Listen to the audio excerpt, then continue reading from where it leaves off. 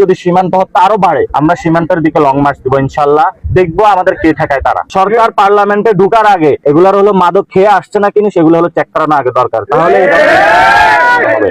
আপনি 3 জন যাইতে পারবেন, 4 জন যাইতে পারবেন। আমি তো বাংলাদেশে দাঁড়িয়ে আছি, আমার যেটা ইচ্ছা সেটা আমি ঘুরবো। হু আর ইউ যে আপনি আমাকে বলার জন্য যে আমি কয়জন সহকারে যাব? আমরা বলেছি যে হলো যদি আমরা সরকার গঠন করি ইনশাআল্লাহ আমরা সীমান্তবর্তী পুরো এলাকা জুড়ে অনেকে রোড বানায়, আমরা হলো এখানে খাল খনন করব, যাতে ওই পার থেকে খন্দকের যুদ্ধের মতন যাতে কেউ ওই পার থেকে এই পারে কোনো মাদক বাংলাদেশ আর না পাঠাতে পারে, কারণ যুব সমাজকে নষ্ট না করতে পারে।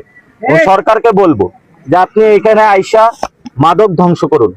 ভারতের যে ফ্যাক্টরি গুলা রয়েছে সীমান্তে, তারা প্রচুর মাদকের ফ্যাক্টরি স্থাপন করেছে এবং এগুলাতে অনেক পার্লামেন্টারিয়ান মেম্বারও এই ব্যবসার সাথে জড়িত।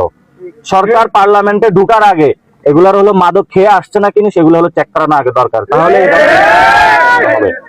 সরকারের যারা অনেক এমপি আছে তারা মাদক ব্যবসার সাথে জড়িত, তারা ইয়াবা ব্যবসার সাথে জড়িত। বাংলাদেশে তাহলে ঢাকাতে ইয়াবা পাওয়া যায় কেন? পোলাপানের কাছে গাঞ্জা পাওয়া যায় কেন?